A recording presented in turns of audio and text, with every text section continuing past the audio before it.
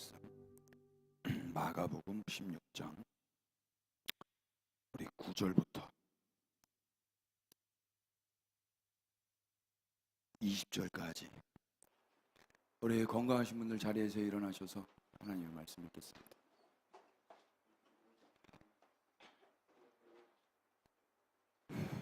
(9절부터 20절까지) 다 같이 읽겠습니다. 시작.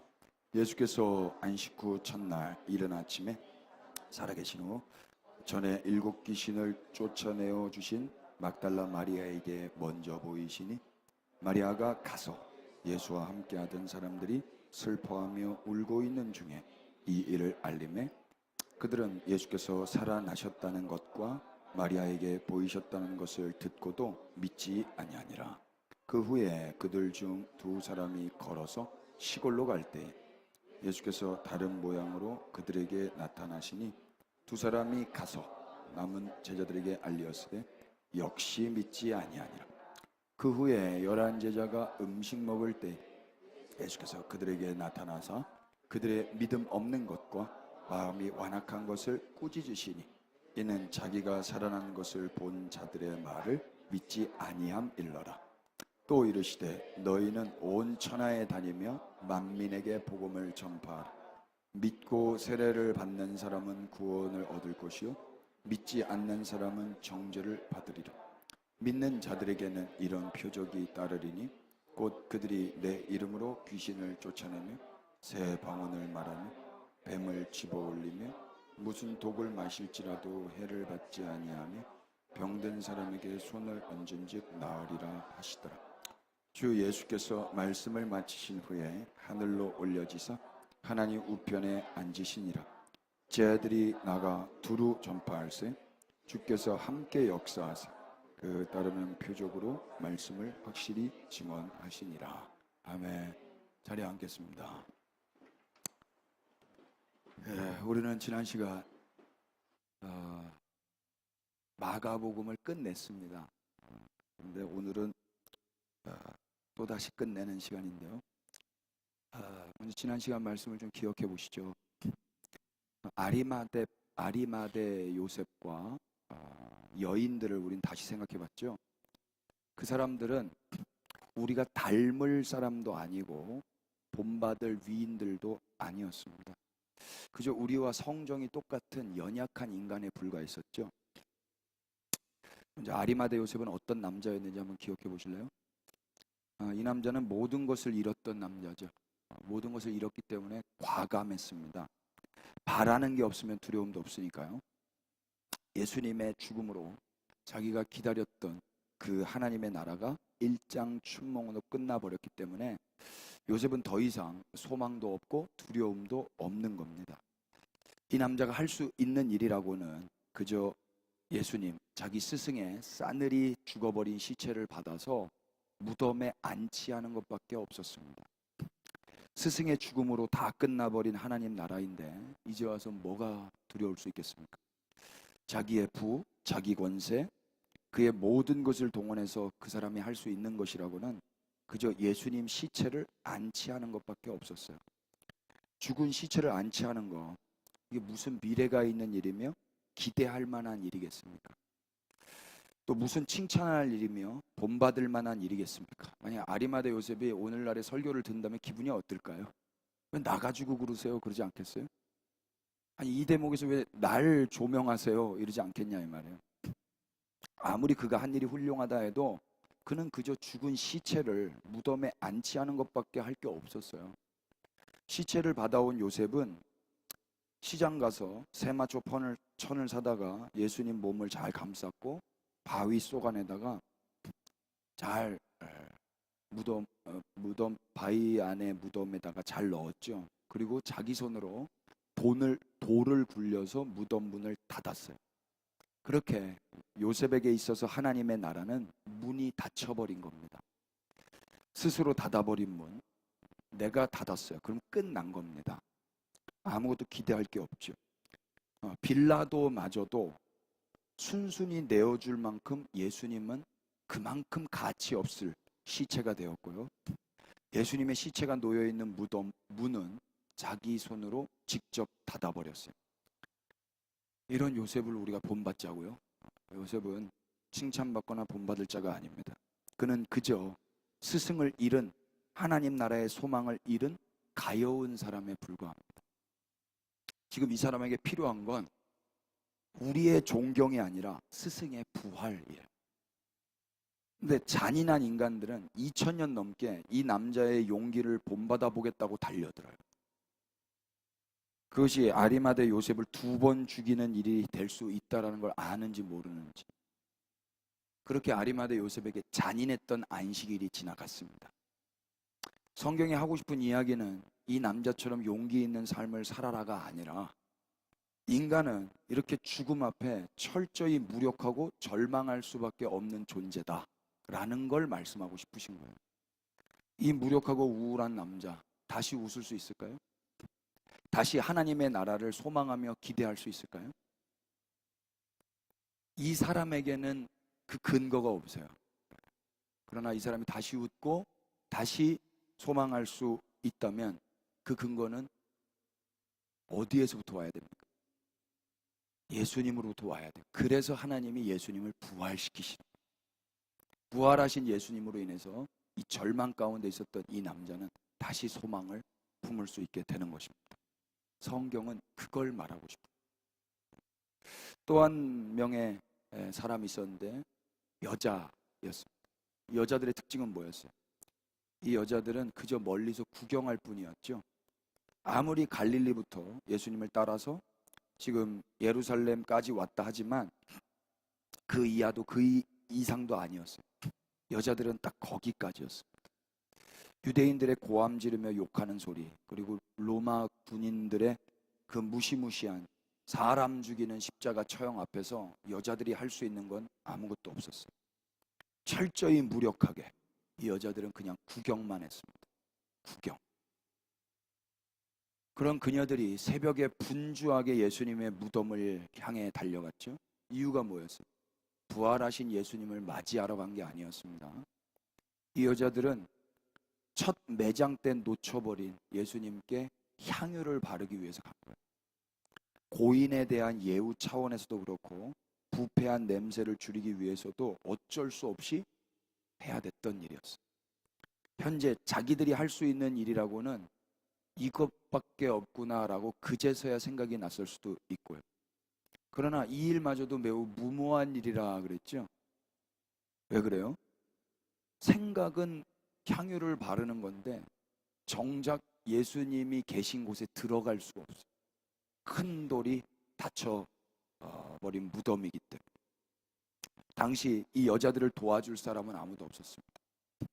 힘 있는 남자들, 이 여자들의 마음에 동조해 줄 남자들, 새벽에 함께 일어나 이 여자들의 수고에 동역해 줄 형제들은 아무도 없었어요. 그래서 이 자매님들이 뭐라고 외쳤습니까? 누가 우리를 위하여 무덤 문을 굴려주리요. 사실 이 고백은 죄와 사망 아래에 있는 모든 인간들의 실존적인 절망의 비명이에요. 오라 나는 곤고한 자로다. 누가 이 사망의 몸에서 나를 건져주리요. 여러분 이런 거 해보셨어요? 저는 방학 때마다 방학 숙제 앞에 놓고 맨날 이렇게 절망했었습니다. 일기 언제 다 쓰지? 탐구생활 언제 다 풀지? 하루 전날부터 막 절망이 밀려오는 거예요. 우는 거예요. 그때부터. 저만 그랬어요? 곤충 한 마리도 안 잡았었는데 그때부터 잡아야 되는 거예요. 밤에 나가서 매미.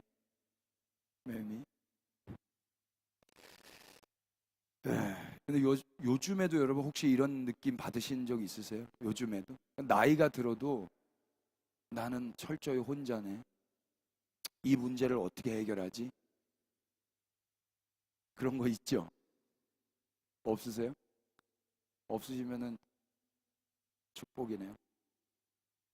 인간은 뭐 다른 건 다 해결할 수 있다 해도 이 사망의 문제, 죄의 문제 해결할 수 없습니다. 그래서 그 사망과 죄 앞에 딱 서면 한계를 경험하고 절망할 수밖에 없어요. 그래서 모든 인간은 그 앞에 비명을 지르거나 아니면 잠잠히 침묵할 따름이에요. 제 아무리 용감해서 예수님의 무덤을 준비하고 장례를 치렀던 아리마대 요셉이라 할지라도, 제 아무리 새벽부터 부지런히 일어나서 예수님의 시체에 향유를 바르겠다고 달려갔던 그 부지런 떠났던 여자들이라 할지라도 죄와 사망 앞에서는 그저 무력한 노예들에 불과하다 이야기입니다. 인간은 죽음을 해결할 수 있습니까? 없습니까? 그래서 죽음 앞에서는 그저 체념할 수밖에 없고 무모한 시도를 하지만 결국에는 절망할 수밖에 없는 게 인간인 거죠. 그런데 이 절망 앞에 성경은 기적이 일어났다라는 것을 선포하세요. 무덤은 이미 열려 있었고 예수님은 부활하셨습니다. 아멘. 저는 미국 가서 꼭 해보고 싶은 게, 미국 옛날부터 이렇게 드라마나 영화 보면은 뭐 연설하는데 갑자기 막 뭐 이러시더라고요. 흑인들은 막 호우 호우, 뭐 저 그거 꼭 해보고 싶었거든요. 아까 요 대목에서 무덤은 이미 열려, 그럼 뭐 다 일어났어요 그냥, 미국 흑형들 같은 경우에. 근데 우리 황형들은 안 일어났어요. 무덤은 이미 열렸고 우리 예수님 부활하셨습니다. 동두천 어디 가셨어요? 동두천만이라도 좀 해주시면 좋겠는데. 미제 냄새를 많이 맡다. 미국 사람이 왔잖아요. America. It's been a long time. 인간은 문을 닫았지만 하나님은 문을 여셨습니다. 인간은 시체를 보존하려 했지만 하나님은 시체를 없애버리셨습니다. 인간은 향유를 발라서 시체의 썩은 냄새를 덮어보려 했지만 하나님은 그저 시체에 생명을 불어 넣으셨습니다. 인간들은 죽은 예수님을 찾았지만 하나님은 오늘도 살아있는 예수님을 증거하고 계십니다. 우리 주님 부활하셨습니다. 아멘이죠. 그렇게 부활하신 예수님이 이제 뭐 하실까요? 아리마대 요셉에게 가셔서 너 왜 그렇게 기분이 다운되어 있니? 기운내, 이런 말을 하실까요? 굿 어드바이스예요. 굿 어드바이스를 말하지 않으세요. 예수님은 좋은 충고, 좋은 조언을 하시지 아니하시고 좋은 소식으로 나타나세요. 부활하신 예수님은 복음을 전해, 복음 그 자체가 되어서 나타나시는 거예요. 무력한 절망의 아리마대 요셉에게 찾아가신 예수님은 그를 바라보면서 그렇게 한마디 하실까요? 너는 의롭단다. 이렇게. 복음이죠. 의로워져야 해 라고 굿 어드바이스를 전하신 게 아니라 넌 의로워 라고 소식을 전하신다. 무모하고 침묵했던, 그래서 도망친 여자들에게 동일하게 예수님 찾아가셔서 뭐라고 말하세요? 너는 의롭단다. 복음을 전하시는 거예요. 그들의 의로움은 그들의 행위와 그들의 업적 때문에 받아지는 것이 아니라 우리 주님의 부활하심이 만들어낸 결과였습니다. 이게 기독교예요. 이게 내 힘으로 의로워지려고 하는 게 아니라 내가 한 건 아무것도 없는데 주님이 죽으시고 부활하셔서 우리를 의롭다고 선언해 주시는 거예요. 참 난처하죠. 인간의 실패는 이 세상 가운데 임재하시는 하나님을 막을 수 없었어요. 죽음마저도 하나님의 나라를 막을 수 있든가요, 없든가요? 그게 부활이 증언하고 있는 거예요. 사람들이 말을 안 한다고 해서 부활하신 예수님을 막을 수 있어요? 그럴 수 없죠. 모든 사람이 체념하고 무덤 속에 예수님을 가둬두고 절망 가운데 산다 해도 하나님은 그 절망에 죽음의 문을 열어 제껴버리시는 분이세요. 사람들이 구경하고 도망치고 침묵해도 예수님의 부활은 증거될 수밖에 없어요. 왜요? 하나님이 돌들을 통해서도 일을 하실 거거든요. 저 같은 돌을 통해서도 말을 하게 하시잖아요. 그래서 하나님의 나라는 반드시 올 수밖에 없는 겁니다. 그래서 마가복음을 읽는 교회들이 배워야 할 거는 우리도 다 같이 아리마대 요셉처럼 용감해지자도 아니고 우리도 다 같이 여자들처럼 예수님을 사랑하자도 아니다 그랬습니다. 그저 하나님은 인간들의 죄악과 실패 속에서도 당신의 일을 완수하셨고 그래서 그런 절망 가운데 있는 사망의 몸에 갇힌 인간들을 구원하시는 분이라는 것, 복음서에서 우리가 봐야 할 것입니다. 우리는 체념해도 하나님은 여전히 일을 하셨어요. 우리는 도망쳐도 하나님은 여전히 그 자리에 계셨어요. 우리는 침묵해도 하나님은 친히 복음과 부활을 선포하셨습니다. 이게 성경이 말하고 싶은 거라고요. 지난 한 주 여러분 또 체념하셨을지 모르겠고, 도망치셨을지 모르겠고, 포기하셨을지 모르겠고, 침묵하셨을지 모르겠습니다. 아니라면 다행인데 하셨다 할지라도 상관없어요. 그럼에도 불구하고 우리 예수님은 그런 우리에게 또 찾아오셔서 뭐라고 말하실까요? 여전히 너는 의롭다. 여전히 너는 의롭다. 난처하죠. 복음은 우리를 난처하게 합니다. 우리가 할 일은 그저 그 난처하지만 우리에게 또 찾아오셔서 의롭다고 말해 주신 주님 앞에 아멘하여 영광을 돌릴 뿐입니다. 아멘 되십니까? 네, 우리 주님 부활하셨습니다. 옆에 분들 의로우십니다. 아멘이죠. 우리 옆에 분들 그렇게 좀 축복하십시오. 당신은 의로우십니다.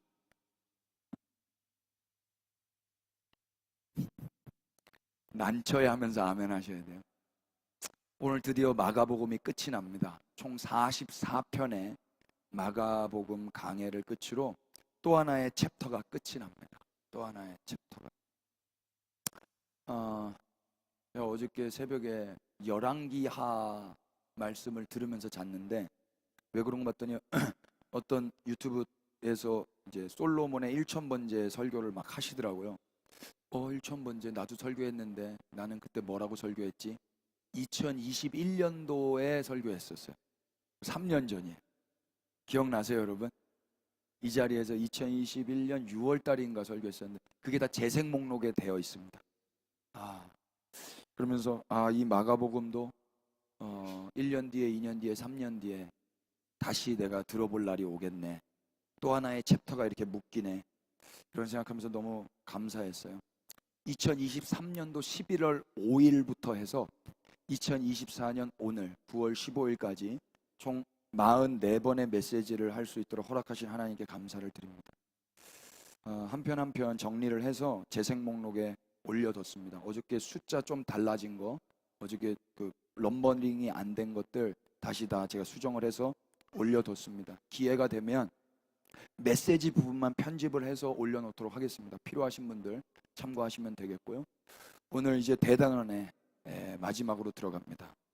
9절부터 20절까지 이 내용은 유력한 원어 사본에는 없지만 다른 사본들에는 덧붙여 있는 구절입니다. 그런데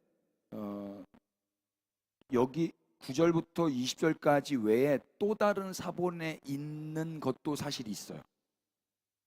그 여러분 혹시 궁금하시면 저한테 이야기해 주세요. 제가 그 구절은 어떤 구절인지 말씀해 드릴게요. 한 절짜리인데 그것도 있어요. 지금 여기는 큰 가로가 하나인데 큰 가로가 2개짜리 있는 사본도 있거든요. 그거는 이제 정경 과정 속에서 그거는 뺐는데 아무튼 그런데 이 내용은 9절부터 20절까지의 내용은 기존 우리 마가복음 1장에서부터 쫙 읽어온 그 마가의 문체와는 조금 다릅니다. 그래서 학자들은 지금 이 9절부터 20절까지의 내용을 2세기나 3세기경, 4세기를 넘지 않은 그쯤에서 이때 당시에 초대교회 교인들이 다른 복음, 요한복음, 그러니까 다른 복음이 나쁜 뜻이 아니라 마태복음, 누가복음, 요한복음에서 조금씩 발췌를 해서 살을 붙인 걸로 보고 있습니다.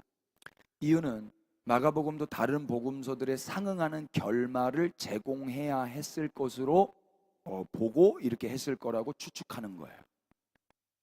그렇다고 해서 우리에게 이 본문이 성경이 아니라든지 이 본문은 우리에게 무익하다라든지 저는 그렇게 생각하지 않습니다. 하나님께서는 지금 저와 여러분들의 손에 들려주신 이 성경을 통해서 오늘도 말씀하시며 말씀하실 수 있다고 저는 믿기 때문입니다. 그래서 이 본문을 가지고도 하나님 우리에게 뭘 말씀하시는지 선포하려고 해요. 먼저 지난 시간에 미완성으로 끝났던 마가복음을 한번 떠올려 보세요. 어떻게 끝났죠? 8절이 아무에게 아무 말도 하지 못하더라 라고 끝났어요. 마가복음은 그렇게 미완처럼 끝나는데 예수님이 부활하신 거예요. 그럼 거기까지만 보더라도 앞으로 마가복음 17장은 누가 써내려가는 거예요? 부활하신 예수님과 우리가 써내려가는 거예요. 마치 액츠 28, 액츠 29 사도행전 28장으로 끝나지만 성령님과 함께 성령을 받은 증인들이 그때부터 지금까지의 어떤 삶을 이제 써 내려가야 하는 그런 것처럼 마가복음도 역시 그래야 될 것 같지 않으십니까? 9장, 마가복음 16장 9절을 보시면 부활하신 예수님이 그런 증인의 삶을 살아가야 하는 이 당시의 사람들 중에 가장 먼저 나타난 사람이 누구인지를 기록하고 있어요. 한번 다 같이 읽어보실까요? 예수께서, 시작. 예수께서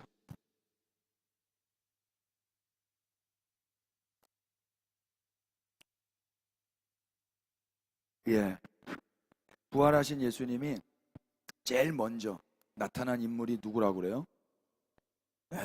그냥 막달라 마리아가 아니죠. 전에 7 귀신 들렸던 막달라 마리아. 이런 내용이 우리를 난처하게 하는 겁니다. 전에 7 귀신을 쫓아내어 주신 막달라 마리아에게 먼저 보이셨다 그러죠. 여기 보이다라고 번역한 헬라 말이 화이노예요. 뜻이 뭐냐면 빛나게 하다, 빛이다. 과거 수동태입니다. 그러니까 보여주신 겁니다. 먼저 보여주셨어요. 빛나게 해서 비춰주셔서 보여주신 것. 신앙생활은 내가 보는 게 아니라 예수님이 친히 먼저 보여주셔야만 볼 수 있는 거예요. 누구에게? 먼저 친히 보여주신 거예요. 전에 7 귀신 들렸던 여자. 의미가 있지 않겠습니까? 마리아를 그냥 마리아라고 좀 써주면 어디가 덧나요? 이거 평생 박제되는 건데 2000년 동안 지금 이 막달라 마리아는 자기가 귀신 들렸다라는 게 여기에 이제 박제가 됐잖아요. 예수님은 이 여자에게 왜 먼저 나타나셨을까? 그리고 성경은 왜 이 여자를 조금 더 보호해주지 않고 7 귀신 들렸던 여자라고 노출시켜버리는 걸까요? 그게 상관이 없기 때문에 그런 겁니다. 예수님 오셔서 뭐라고 말씀하실 것 같아요? 너는 의롭다. 네가 7 귀신 들렸건 700 귀신 들렸건 내가 부활했다. 그러니 너는 의롭다. 이렇게 말해 주실 것 같지 않으세요? 죽으시고 부활하신 예수님이 이 여자에게 제일 먼저 나타나셨다는 건 그래서 의미가 큰 겁니다. 로마서 4장으로 한번 다시 가보세요. 로마 4장 25절. 예수는 시작. 예수는 우리가 범죄한 것 때문에 내줌이 되고 또한 우리를 의롭다 하시기 위하여 살아나셨는데. 아멘. 7 귀신을 쫓아주셨다 할지라도 어쩌면 이 여자는 평생 눈치를 봐야 했을지 몰라요. 여러분, 과거는 늘 꼬리표처럼 따라오거든요. 과거는 늘 꼬리표처럼 따라요. 여기 누구 전과 살았던 분이 신앙생활을 하면 여러분 조금 섬찟하지 않겠어요? 성범죄자, 사람 찔러 죽인 살인자가 우리 예배당에 왔어요. 여러분 같이 신앙생활 잘 하실 수 있겠습니까? 꼬리표처럼 따라붙어요. 7 귀신 들렸던 자, 꼬리표처럼 평생 따라붙어요. 근데 예수님이 이 여자한테 제일 먼저 나타나신다. 뭐 말해주고 싶었을까? 너 의로워. 사람들이 뭐라 해도 그 말 믿지 마. 내 말 믿어. 넌 의로워. 이 말 해주고 싶으셨던 것 같아요. 이처럼 예수님의 부활은 과거 어떤 죄를 지었든지 그 죄인을 의롭게 하며 과거 그 어떤 수치 가운데 있다 할지라도 그 수치로부터 자유를 선사하는 부활입니다. 로마서 8장도 한번 가보실래요? 32절. 자기 아들을 아끼지 아니하시고 우리 모든 사람을 위하여 내주시니가 어찌 그 아들과 함께 모든 것을 우리에게 주시지 아니하겠느냐. 누가 능히 하나님께서 택하신 자들을 고발하리요. 의롭다 하신 이는 하나님이시니. 34절 시작. 누가 정죄하리요. 죽으실 뿐 아니라 다시 살아나신 이는 그리스도 예수시니. 그는 하나님 우편에 계신 자요. 예수님이 다시 살아나셔서 과거 7귀신 들린 여자에게 찾아가신 이유가 뭐겠어요? 저는 이 여자가 다시는 정죄함 없이 살게 하시기 위해서 예수님이 찾아가신 거라고 믿습니다. 너 이제 다시는 정죄함 가운데 살지 마. 누가 너를 고발할 수 있어? 누가 너를 정죄할 수 있어? 내가 죽고 내가 부활했어. 그래서 이걸 빨리 말해주고 싶어요. 이제 그 누구도 널 정죄할 수 없어. 그리고 이제부터 내가 널 위해서 영원히 기도할 거야. 우리 예수님 뭐라 그래요? 그는 살아나신 이는 그리스도 예수시니 그는 하나님 우편에 계신 자요 우리를 위하여 간구하시는 자시니. 이제 일평생 7귀신 들렸던 막달라 마리아를 위해서 누가 기도해 줄까요? 예수님이 해주시는 거예요. 어떤 남자가 이 여자를 위해서 기도해 주겠어요? 어떤 사람이? 한두 번은 해줄 수 있어. 근데 항상 기도하실 겁니다. 아멘. 왜 안 해주세요? 막달라 마리아 그렇게 싫어하세요? 막달라 마리아에게도 찾아가셔서 그녀를 자유케 하신 우리 주님, 오늘 우리에게도 동일하게 찾아오십니까? 안 오십니까? 전 찾아오신다고 믿습니다. 동일하게 역사하실 거라고 믿습니다. 우리의 정죄감은 우리가 없애는 게 아니에요. 인간의 죄책감은 인간이 없애는 게 아니에요. 여러분, 부모 자식 간에도요, 자녀의 죄책감은 누가 풀어줘요? 부모가 풀어줘야 되는 거예요. 스스로 막 머리 쥐어뜯고 머리털 다 뽑고 나는 살아서 뭐해? 이러고 있는 자식의 이 아픔을 누가 풀어줄 수 있어요? 자기 스스로는 안 되는 거예요. 자기 스스로는. 인간의 죄책감이 인간이 기도한다고 해결돼요? 인간이 회개한다고 해결돼요? 인간이 착한 일 한다고 해결돼요? 한때는 될지 모르는데 그게 계속 진행되냔 말이에요. 하나님이 하셔야 되는 거예요. 하나님. 그분이 죄가 되어 죽으시고 우리를 의롭다 하시기 위하여 살아나신 게 한 번으로 끝나는 게 아니라 그분이 항상 우리를 위해서 기도하세요. 간구하세요. 얘 죄책감 빠지지 않도록, 얘 정죄감에 빠지며 살지 않도록, 누구도 고발할 수 없도록 그분이 기도해 주고 계시다고요. 누가 우리 주님을 막을 수 있겠습니까? 누가 우리를 정죄하고 누가 우리를 고발할 수 있겠습니까? 복음이 뭐예요? 부활하신 예수님이 과거 수치와 약함 가운데 있던 그 귀신 들린 자들에게 다시 찾아오신다라는 소식, 이게 복음이에요. 그리고 그분이 오셔서 또 너는 의롭단다 라고 말해주시는 소식, 이걸 복음이라고 해요. 또한 지금도 부활하신 예수님이 우리를 위해서 기도하고 계신다라는 소식, 이게 좋은 소식이라고. 이 복음 안에서 감격하시고 남은 삶 더 이상 눈치 보지 마시고 살아가시기를 축복합니다. 본문으로 다시 넘어오실래요? 이제 마리아가 행동을 해요. 10절 다 같이 시작. 마리아가 가서 예수와 함께하던 사람들이 슬퍼하며 울고 있는 중에 이 일을 알리매. 네. 마리아가 어떻게 하죠? 가요. 와, 가서. 여러분, 귀신 들렸던 여자가 가면 사람들이 좋아할까요? 아무리 치유됐다 그래도 별로 안 좋아할 것 같아요. 그런데 가요. 누구에게 가요? 예수와 함께 하던 사람들이 슬퍼하며 울고 있는 그곳에 가요. 슬퍼하고 울고 있는 그곳에 과거 귀신 들렸던, 그것도 7귀신 들렸던 곳에 가는 거예요. 여기 가다라고 번역한 헬라 말이 포리오마인데 뜻이 뭐냐면요, 삶을 출발하다, 여행하다, 여기저기 데리고 가다, 이런 뜻이에요. 그냥 가는 게 아니라 새 출발의 의미가 있는 거예요. 여행을 하는 의미가 있는 거예요. 그러니까 마리아는 지금 새 삶을 다시 출발하는 거예요. 과거 7귀신 들렸던 때도 아니고 예수님 부활하기 전에 치유받았던 그때도 아니고 예수님이 부활하셔서 의롭다고 칭함을 받고 나서 다시 새 출발을 하는 거라고. 이 삶이 뭐였어요?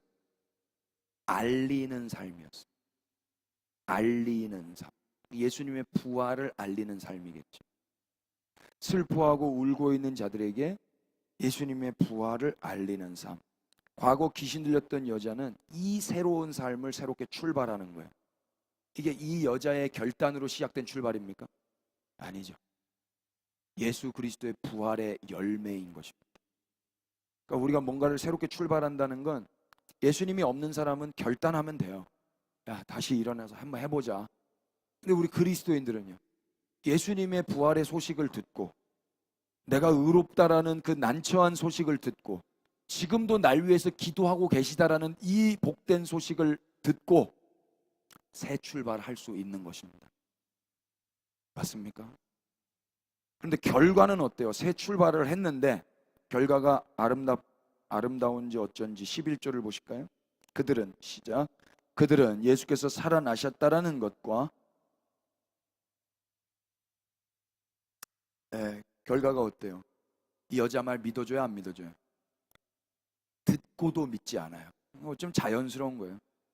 저는 세 가지로 왜 이 사람들이 듣고도 못 믿었을까 생각을 해봤는데, 첫 번째 이유는 그냥 원초적으로 막달라 마리아가 말했기 때문이에요. 여자가 말했어요. 그것도 귀신 들렸던 여자가 말했어요. 남자들이 안 믿어요. 이때 당시에는 여자들은 설득력이 없어요. 말도 못했고, 그것도 귀신 들린 여자예요. 이 설득력 없는 여자가 말했는데 누가 들을 수 있겠어요? 들어도 안 믿는 거예요. 두 번째 이유는 현재 자신의 슬픔과 자신의 울음이 너무 극대해요. 내가 너무 크게 울잖아요. 사람들 소리 안 들려요. 내가 너무 크게 울부짖으면 사람이 뭐라 해도 안 들려요. 아무리 예수님이 살아나셨고 자기에게 나타나셨다고 고래고래 이야기를 해도 내 슬픔과 내 울음에 함몰되어 있는 자는 그 사람의 소리가 안 들리는 거예요. 세 번째로 왜 사람들이 듣고도 믿지 않았을까 생각해 보니까요, 무엇보다 부활이라는 것 자체가 일반적으로 불가능한 일이기 때문에 사람들이 안 믿는 거예요. 그거는 있을 수 없는 일이거든요. 대체로 사람들은 자신의 지식과 경험에 비춰서 믿음의 폭을 정하죠.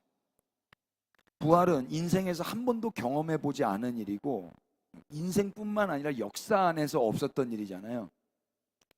죽은 사람이 부활한다는 건 그래서 있을 수 없는 일이 지배적인 생각이기 때문에 대체로 사람들은 아무리 말해도 믿지 않는 겁니다. 그래서 사람들은 마리아가 전했던 이 메시지를 듣고도 믿지 못했던 거예요. 이 불신앙은 계속 이어집니다. 12절 보실래요? 다 같이 그 후에 시작. 그 후에 그들 중 두 사람이 걸어서 시골로 걸어갈 때에 예수께서 다른 모양으로 그들에게 나타나시니 계속 두 사람이 가서 남은 제자들에게 알리었으되 역시 믿지 아니하니라. 아멘. 예수님은 믿지 않는 자들 중에 두 사람에게 찾아졌어요. 이 두 사람은 누구예요? 제자 그룹 안에 있었던 사람일 텐데 그 슬픔과 눈물 가운데 있었던 사람들이 마리아가 말하는 그 말 믿지 않고 지금 시골로 가고 있는 거예요. 왜 시골로 걸어간다고 했을까요? 만약 부활의 소식을 듣고 믿었다면 시골로 가요? 갈릴리로 가든지 아니면 사람들이 많이 있는 예루살렘에 남아서 복음을 전했지 않겠습니까? 근데 이 사람들은 시골로 가는 거예요. 왜? 터무니없는 이야기라 생각하고 어쩌면 자기의 제자의 삶을 이 사람들도 체념하고 포기하고 시골로 내려가는 거겠죠. 그런데 예수님은 그들에게 찾아가시는 거예요. 할렐루야. 아니 체념하게 내버려 뒀으면 어떻게 해요? 그런데 예수님이 포기하고 내려가는 사람들을 포기하지 않으셨어요. 친히 예수님이 다른 모양으로 나타나셔서 말씀하셨어요. 그런데 그 사람들이 믿어요, 안 믿어요? 역시 믿지 아니야. 역시. 여기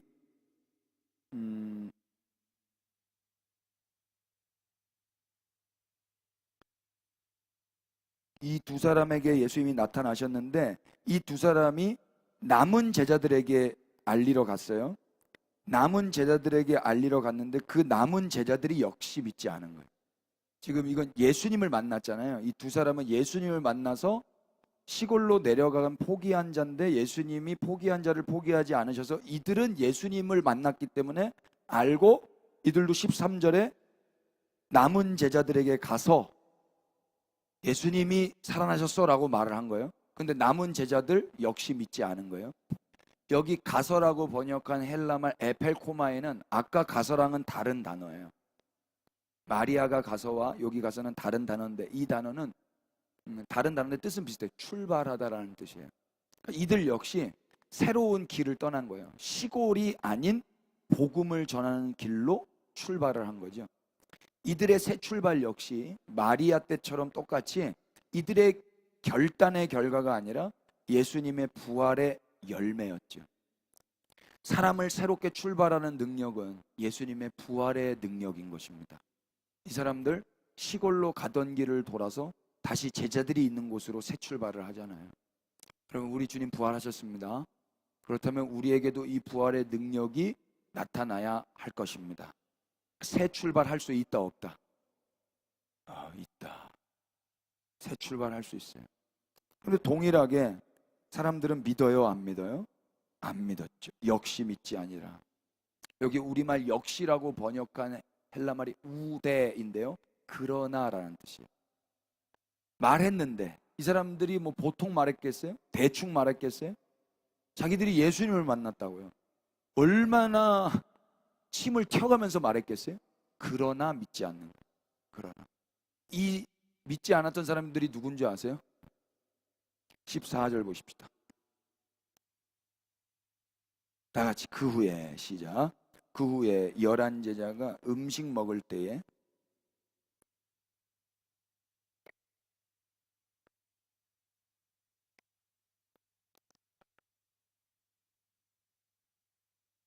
예, 이 두 사람이 전했던 그 메시지를 믿지 않았던 사람은 누구였던 거예요?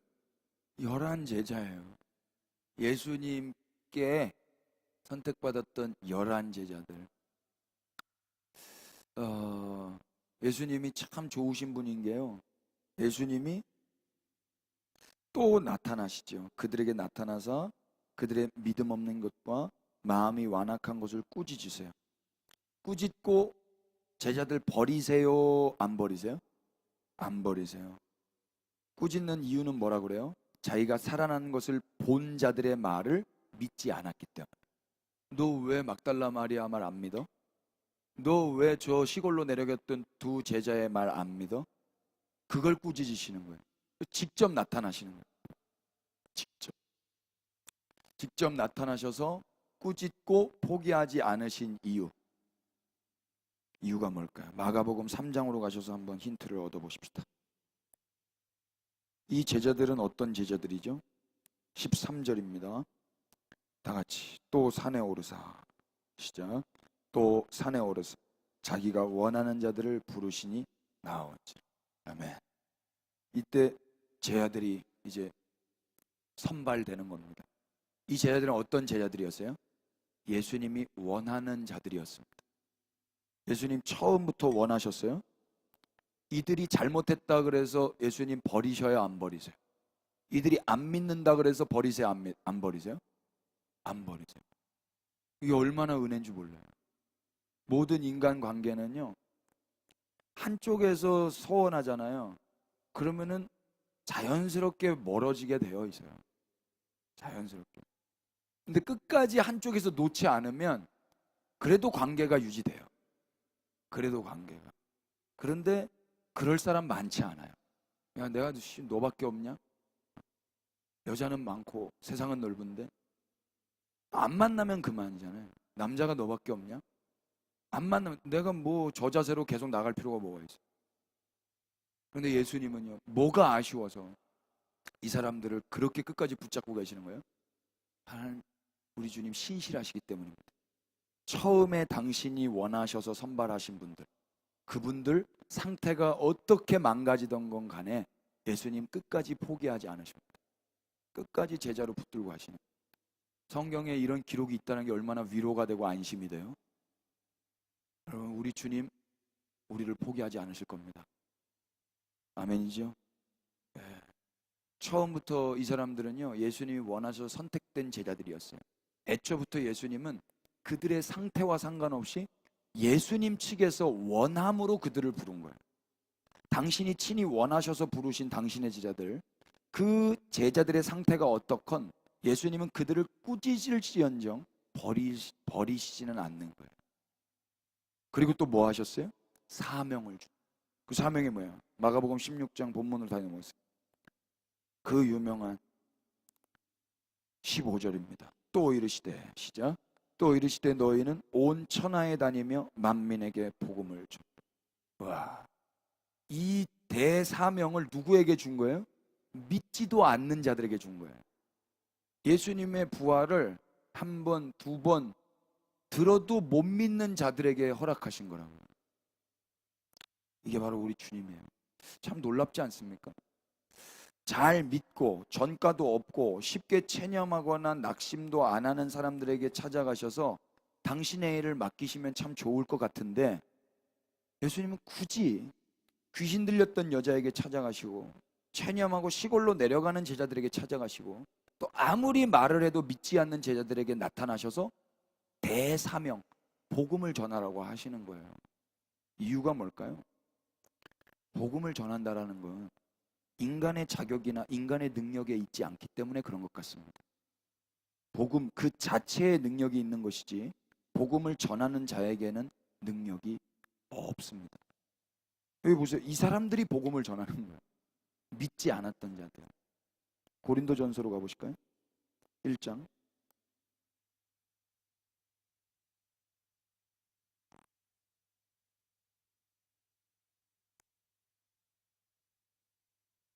25절 다 같이 하나님의 시작. 하나님의 어리석음이 사람보다 지혜롭고 하나님의 약하심이 사람보다 강하다. 아멘. 그래서 뭐 하셨어요? 26절부터 시작. 형제들아 너희를 부르심을 보라. 육체를 따라 지혜로운 자가 많지 아니함, 능한 자가 많지 아니함, 문벌 좋은 자가 많지 아니하도다. 그러나 하나님께서 세상에 미련한 것들을 택하사 지혜 있는 자들을 부끄럽게 하려 하시고 세상에 약한 것들을 택하사 강한 것들을 부끄럽게 하려 하시며 하나님께서 세상에 천한 것들과 멸시받는 것들과 없는 것들을 택하사 있는 것들을 폐하려 하시나니 이는 아무 육체도 하나님 앞에서 자랑하지 못하게 하려 하십니다. 아멘. 하나님 앞에서 자랑할 인간들이 있다 없다? 없다. 정말이에요. 거드름 피우면 안 되는 거예요. 맞습니까? 내가 조금 공부했다고, 내가 유학 갔다 왔다고, 내가 서울대나 죄송합니다. 서울대가 없을 때 서울대 내 연고대 다 있네. 내가 전문대 나왔다고, 나 전문적인 사람이라고 이렇게 거드름 피면 안 되는 거예요. 어느 누구도 부름받아 쓰임받는 자들은 모두 누구만 자랑해야 되는 거예요? 우리 주님만 자랑해야 할 것입니다. 제가 이거 쓰면서 참 내가 금요일 날 큰 죄를 졌네. 제가 여기서 그랬잖아요. 좀 자랑 좀 하고 싶다고. 모르시죠? 예배 안 들으셔서. 하늘문과 무덤문 이야기하면서 제가 망언을 했으면, 저희 어머니 살아계셨으면 저 바로 잘못 회초리 맞아야 돼요.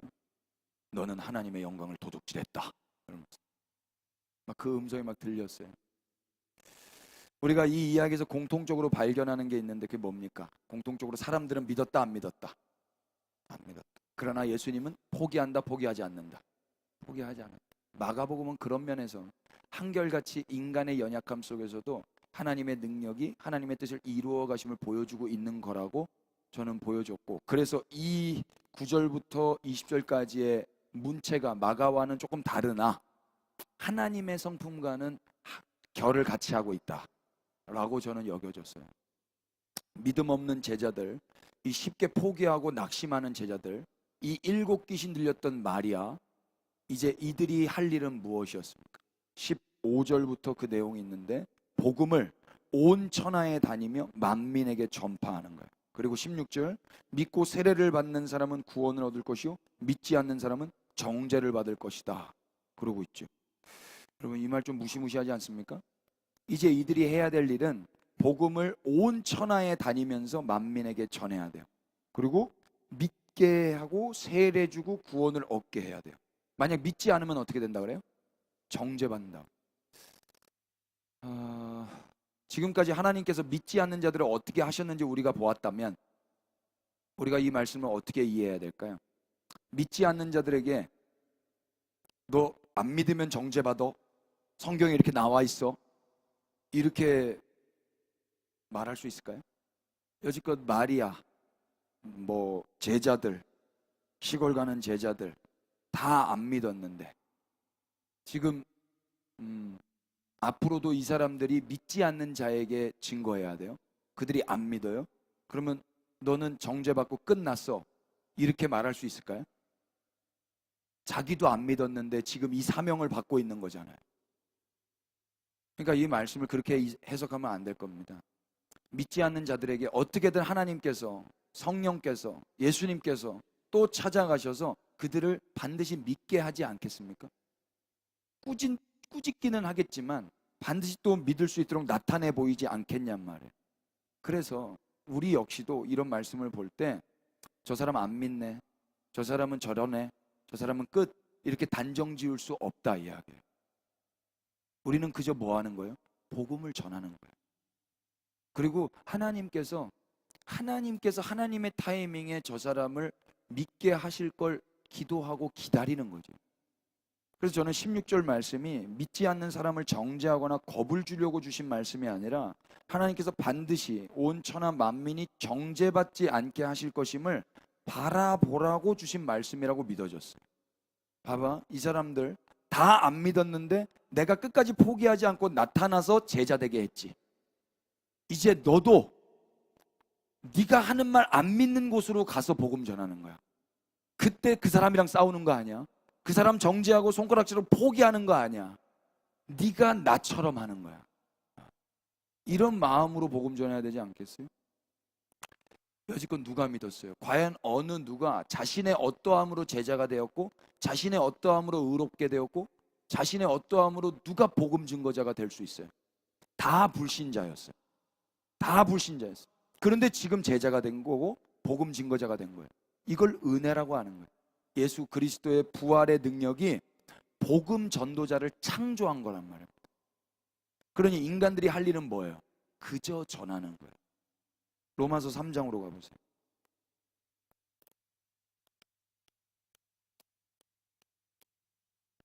다 같이 3장 3절. 어떤 자들이 믿지 아니하였으면 어찌하리요? 그 믿지 아니함이 하나님의 미쁘심을 패하겠느냐? 그럴 수 있다 없다? 그럴 수 없느니라. 아멘이세요? 어떤 자들이 믿지 아니하였으면 어찌하리요? 그 믿지 아니함이 하나님의 미쁘심을 하나님의 신실하심을 패할 수 있어요? 네가 안 믿어? 나 또 가지 뭐. 이 모양으로 나타나고 다른 모양으로 나타나지 뭐. 네가 시골로 내려가? 나도 따라가지 뭐. 하나님의 신실하심은 패할 수 없다고요. 그래서 인간들이 믿지 않아도 결국 돌아오게 돼 있을 거예요. 몰라요. 왜 저 사람은 아직도 안 돌아옵니까? 몰라요. 우리는 그저 우리의 역할을 하는 거란 말이에요. 단정 짓지 말고. 우리가 할 일은 사람들이 온 천하 만민, 사람들, 온 천하에 있는 만민들에게 증거하는 것이지, 그 사람을 믿게 하고 그 사람을 돌이키게 하는 건 우리의 역할은 아니라고. 그건 하나님이 하시는 거예요. 우리는 증거할 따름인 거예요. 증거할 따름. 그 사람을 세례 받도록 마음을 열게 하시고 구원을 얻게 하시는 것은 하나님의 영역입니다. 아멘입니까? 그렇다면 이번 주 온 천하까지는 아니더라도 온 동네에서 복음 한번 전해 보시겠습니까? 갑자기 주사위가 넘어오니까 당황하셨습니까? 부담 없잖아요. 전하는 거란 말이에요. 본문 7 빨리 넘어오세요. 금방 끝내야지. 17절. 복음 전파자들에게 아무도 안 하신다고 하셨으니까 이런 복은 이제 없는 걸로 알고 하나님, 예수님께서 약속하신 복이 있습니다. 17절, 18절 한번 읽어볼까요? 시작. 믿는 자들에게는 이런 표적이 따르리니 곧 그들이 내 이름으로 귀신을 쫓아내며 새 방언을 말하며 뱀을 집어올리며 무슨 독을 마실지라도 해를 받지 아니하며 병든 사람에게 손을 얹은즉 나으리라 하시더라. 아멘. 이 말씀은 많이 오해된 말씀인 것 같습니다. 짧은 시간이지만 이 말씀의 의미를 한번 생각해 보고 싶은데요. 예수님의 이름으로 귀신을 쫓아내고 새 방언을 말하고 뱀을 집어 올리고 무슨 독을 마실지라도 해를 받지 않는데요. 그래서 진짜 뱀이 있는데 막 손 갖다 대고 이런 사람이 있었어요, 옛날에. 그리고 이거 봐라, 나 지금 독사한테 물려서 지금 병원 간다, 이 성경은 거짓말이다, 이런 것도 있었고요. 여기서 우리말 뱀을 집어 올리고, 여기 집어 올리다라고 번역한 헬라 말이 아이로예요. 아이로. 아이로는요, 들어 올리다, 그리고 책임지다, 운반하다, 이런 뜻이에요. 그러니까 의미들이 다 비슷해요. 들어 올린다. 내가 무거운 걸 들고 있는데 그걸 들어준다면 그게 이제 책임을 져주는 거거든요. 그래서 내가 가지고 있었던 짐을 옮겨주는 거, 책임을 져주는 거거든요. 이게 집어 올리는 거예요. 이게 아이로예요. 이 말씀을 우리는 어떻게 봐야 될까요? 무모하게 독사를 집어 올리라고 봐야 될까요? 좀 그렇게 볼 수 없을 것 같아요. 저는 이 시대에 뱀을 책임져 줄 사람들이 필요하다라고 여겨졌어요. 이때로부터 지금까지. 실제 뱀이어도 그래요. 실제 뱀이어도 사람들이 다 무서워하고 있어요. 근데 그때 예수님께 이 복을, 이 어떤 약속을 받은 사람들, 그들이 복음을 증거하는 과정 속에서 뱀을 책임져 줘야 돼요. 사람들이 다 무서워 벌벌 떨고 있어요. 그때 누가 그 문제를 해결하냔 말이에요. 누가? 예수님으로부터 사랑받고 선택받은 제자들이 해야 되는 거 아니에요? 예수님으로부터 의롭다 칭함을 받은 자들이 해야 되는 거 아닙니까? 사망 권세 이기신 예수님으로부터 우리도 사망 권세를 이기는 은혜를 받은 자들이 해야 되는 거 아닙니까? 다들 죽음이 무서워가지고 벌벌 떨고 있는 그때 누가 책임을 질 수 있냔 말이에요. 이게 이제 제자들에게 요구되는 삶이고 제자들이 받은 은혜인 거예요. 용서는요, 책임이에요. 용서가 뭔가 봤더니요, 책임을 지는 거예요. 내가 널 용서할게. 그건 내가 책임질게라는 거예요. 너 나한테 잘못했어? 그럼 네가 책임져. 이건 용서 안 하는 거죠. 너 나한테 잘못했어? 알았어. 내가 내 마음 책임질게. 내가 그거 책임질게. 이게 용서라고요. 그래서 책임은요, 곧 사랑이에요. 더 나아가서요, 책임은요, 행복한 삶으로 인도해요. 사람들이 책임 안 지고 싶어요. 아, 누가 뱀 치우겠지. 내가 굳이 해야 돼? 이런다고요. 아니요. 뱀이 나왔는데 누가 뱀을 책임져 주겠어요? 예수님이 하시는 거. 그런데 그 예수님이 그 일을 이제 우리에게 하라고 그러는 거예요. 누가 아시겠습니까? 대답하지 마세요. 속으로만 하세요. 두 번째는 무슨 독을 마실지라도 해를 받지 아니함. 예, 이건 또 어떻게 해석할까요? 독이라고 번역한 헬라어가 다나시모스예요. 다나시모스는 다나토스에서 온 거예요. 다나토스는 죽음이라는 뜻이에요. 그러니까 이 독은 죽을 만큼 치명적인이란 뜻이에요. 그런데 죽을 만큼 치명적인 어떤 걸 당했는데 해를 받는다 안 받는다? 이게 누구에게 주어진 약속이에요? 복음 증거자들에게 주어진 약속이에요.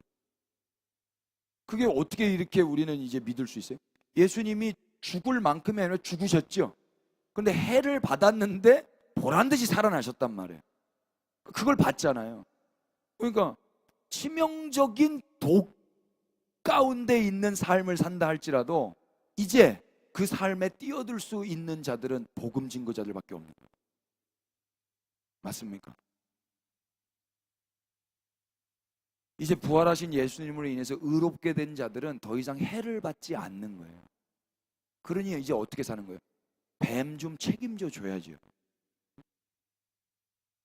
그렇다고 일부러 정갈이나 독사에게 물리시고 하나님 없다 이런 식으로 말하지 마시고, 오늘의 일상에서 치명적인 죽음과 같은 문제 앞에서도 상하지 않는 삶을 우리는 세상 가운데 보여줘야 할 책임이 있는 자들입니다. 너 어떻게 살았어? 이 시대 서울에 뱀이 어디, 저 한강 가니까 뱀 출몰 이렇게 써져 있긴 하더라고. 그렇지만 뱀 없잖아요. 뱀이 없는데 우리를 깨무는 무슨 일들은 계속 있잖아요.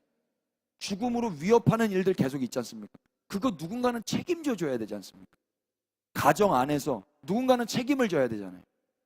우리 최가 입사님 맨날 하시는 말, 설거지 있으면 내가 그냥 해요 그러더라고. 어차피 다른 사람 안 하니까 내가 그냥 한다는 거예요. 그럼 그게 계속 생각나요.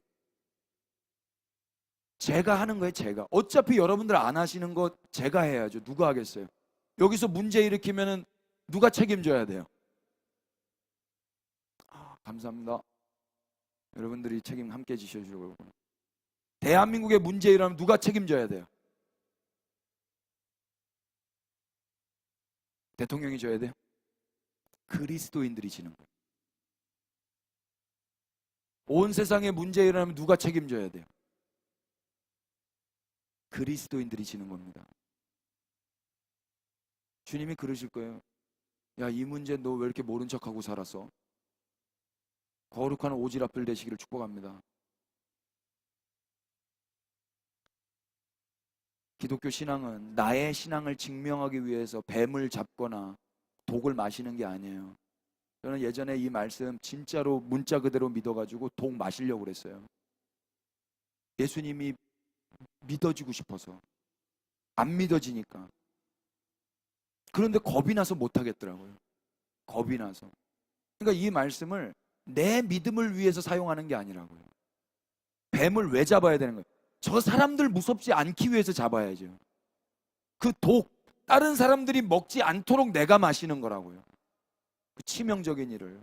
그 예수님이 하신 일을 하라 이야기예요. 복음 증거자들은. 인생을 살다 보면 무시무시한 뱀이 나타납니다. 그때 그 뱀을 책임져 주는 거, 복음 증거자들의 영광스러운 역할이라고 저는 믿습니다. 살다 보면 치명적인 죽음과 같은 터널을 만나기도 합니다. 그러나 그것이 아무리 치명적이라 해도 부활하신 예수님을 우리가 보았다면 기껏해야 죽음이라는 거 확인했습니다. 죽음이 우리를 해할 수 있습니까? 없습니까? 누가 우리를 고발할 수 있고, 누가 우리를 정죄할 수 있고, 누가 우리를 죽음 가운데 머물러 있게 할 수 있습니까? 이것을 안다면 이 상황 가운데서도 복음을 증거하며 담대하게 살아가는 것입니다. 무서우세요? 왜 자꾸 아멘 이렇게 살벌하게 안 하시고 그러시는 거예요? 병든 사람에게 손을 얹은 즉 나으리라 그러시죠? 우리는 오히려 뭐 해야 되는 거예요? 병든 자를 돕는 거예요. 손을 얹은 즉, 여기 손이라고 번역한 케일이라는 헬라어 단어는 돕는, 작용하는 수단으로서의 손이라는 뜻도 있고, 하나님의 능력, 창조, 유지하심과 보호하심의 상징적인 손으로서의 의미도 있어요. 우리는 사람을 살리는 하나님의 능력의 손으로 부름을 받았습니다. 아멘 합시다. 제자는 자신을 증명하기 위해서 사는 게 아니라, 나를 자랑하기 위해서 사는 게 아니라 하나님의 능력의 손으로 부름을 받은 거예요. 내가 쟤 만지고 싶다. 내가 얘 돕고 싶다. 내가 쟤한테 내 마음을 좀 쏟고 싶다. 네가 내 몸이지. 네가 내 손이지. 가서 좀 만져라. 그게 그리스도의 몸된 교회의 역할이라고요. 맞습니까? 내 은사를 뽐내고 그것으로 사람을 모으기 위해서 치유하고 신유 집회를 여는 게 아니라고요. 이 말씀을 잘 이해하셨으면 좋겠습니다. 책을 한 권 소개하죠. 조던 피터슨이 행복의 더 세련된 대안을 이런 표현을 써서 말을 하더라고요. 질서 너머에 나오는, 제가 안 보냈군요. 저 째려보셨어요. 안 보내놓고 자꾸 저를 눈이 뭐 흰동자밖에 없으시네요. 자, 보내드릴게요. 자, 전체 카톡방에 올렸습니다. 예. 행복의 세련된 대안은 책임을 지고 사는 삶이라고 말했어요. 행복이 인생의 목적이 아니다. 행복의 더 세련된 대안을 책임지는 삶이라고 했는데, 책임을 지는 삶은 더 많은 무게를 짊어지는 거라 그랬어요. 더 많은 무게를 짊어지는 거. 그 결과 더 힘들고 괴로울 것 같지만 아니에요. 오히려 더 삶은 의미 있어지는 겁니다. 제가 다른 페이지를 보내드렸네요. 예. 당신이 기꺼이 짊어진 책임에 비례해서 삶은 의미 있어진다. 공감이 되실지 모르겠어요. 책임을 져봐야 알아요. 이제 세상을 더 좋게 만드는 일에 참여했기 때문이다. 여러분, 우리가 책임을 지잖아요.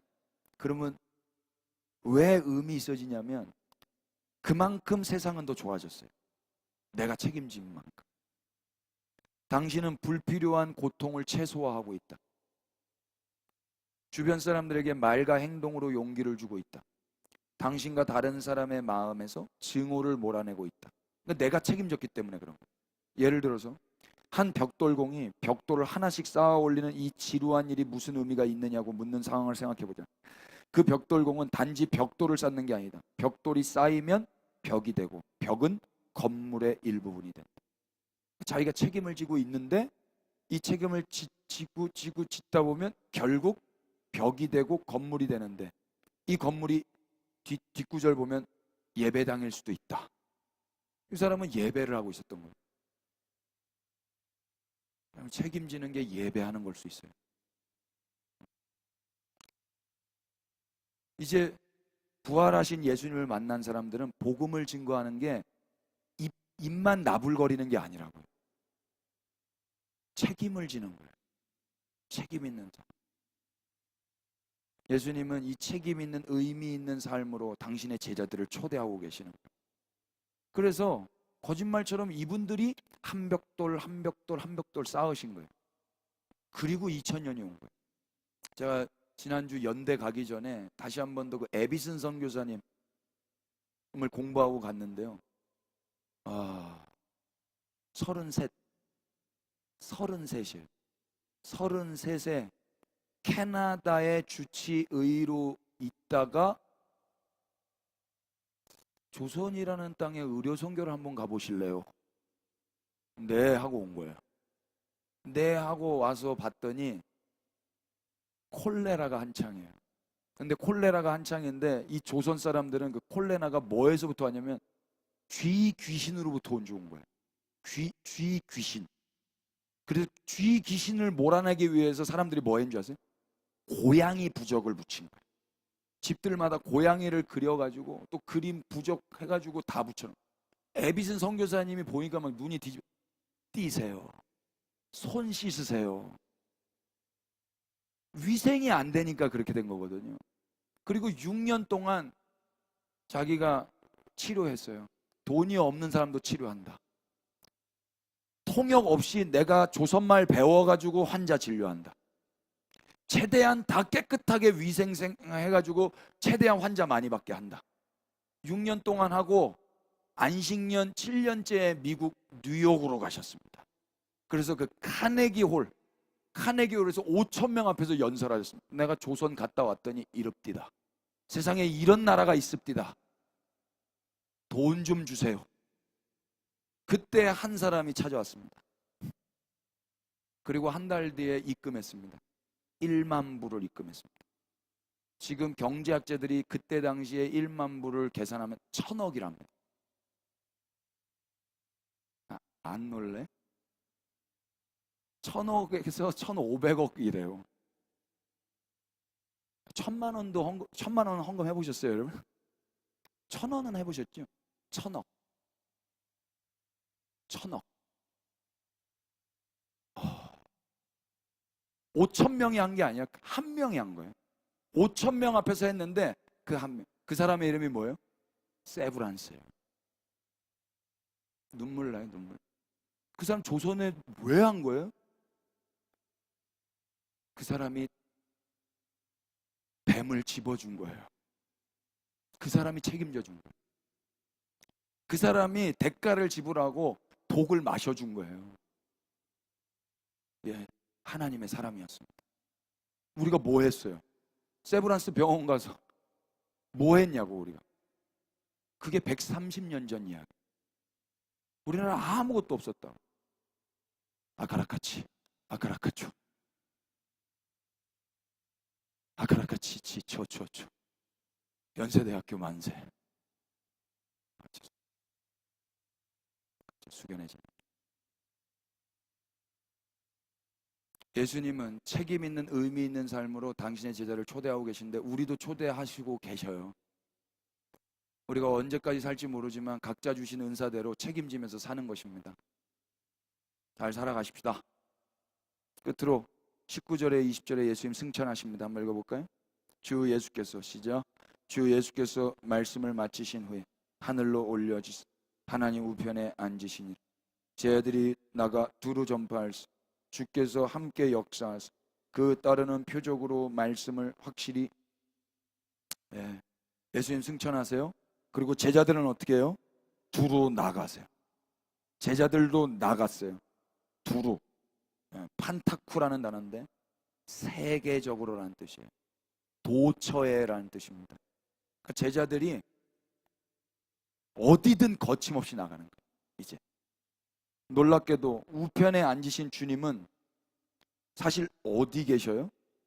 19절은 하늘로 올려지사 하나님 우편에 앉으셨죠. 그런데 20절 보니까 제자들이 두루 나가 전파할세 주께서 함께 역사하세요. 이게 왜 무슨 일이야? 하늘에 계시는 분이 두루 나가 있는 제자들과 함께 역사하시는 거예요. 이게 신비로운 겁니다.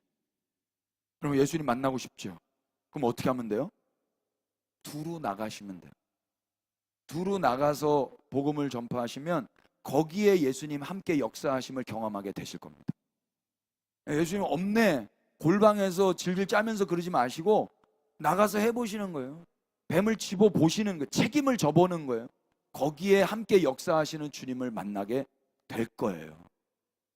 안 하면 몰라요. 여기 함께 역사하다라고 번역한 헬라 말이 시넬게오인데 동역하다라는 말. 예수님이 동역자가 되시는 거예요. 승천하신 주님은 지금도 살아서 우리와 동역하고 계신다고 저는 믿어졌어요. 그래서 오늘이 아무리 힘들고 버거워도 살아볼 만한 거예요. 저 지난주에 조금 버거웠거든요. 버거운 일이 느닷없이 찾아오기도 해요. 제가 지난주에 버겁다고 죽어버렸으면 여기 없잖아요. 근데 정말 죽을 만큼 저는 버거웠어요. 지난 한 주간. 그런데 우리 주님이 함께 하시는 분이셨습니다. 그래서 제가 어떻게 살아야 되는지 말씀하셨어요. 여러분들에게도 버거운 날 온다 할지라도 우리 주님 함께 하심을 꼭 체험하시길 축복합니다. 우리 주님 어디 계세요? 하나님 보좌 우편에만 앉아 계시지 않으세요. 우리가 두루 나가서 전파할 때 그곳에서 함께 동역하시는 분이세요. 무시무시한 뱀을 책임지는 그 현장, 치명적인 일 가운데 우직하게 살아있는 그 현실, 그곳에 우리 주님 함께 하실 거라고 믿습니다. 연약한 자를 손을 얹어 만져주고 있는 그 치유의 현실들, 그곳에 우리 주님 함께 하실 겁니다. 두루 나가셔서 복음을 증거하시기를 축복합니다. 평생 귀신 들려 죄만 짓고 쉽게 포기하고 낙심하고 아무리 말해도 믿지 않던 불신자들에게 또 찾아오셔서 이 영광스러운 일을 우리 예수님 맡기시는 거예요. 잘난 애들한테 맡기지 않으세요. 불신자들에게 맡기신 거예요. 그런 분 우리 예수님 한 분밖에 없습니다. 저는 우리 이 주님을 빨리 뵙고 싶은 거예요. 이 주님이 보고 싶어요. 그래서 그날이 오기를 손꼽아 기다리고 있습니다. 피차 우리 주님 부르시는 그날, 아니면 우리 주님이 내려오시는 그날, 그때까지 우리 복음 증거하며 서로의 무거운 짐을 책임져 주며 치명적인 힘든 일 가운데 있는 자들을 손을 얹어 치료하며 우리 잘 살아보십시다. 그동안 마가복음 선포할 수 있도록 해주신 하나님과 이 말씀을 경청해 주신 여러분들께 감사를 드립니다. 기도하시겠습니다. 평생 귀신의 종로를 타며 살았던 자에게 가장 먼저 찾아오셔서 의롭다 해주시는 주님의 은혜에 감사를 드립니다.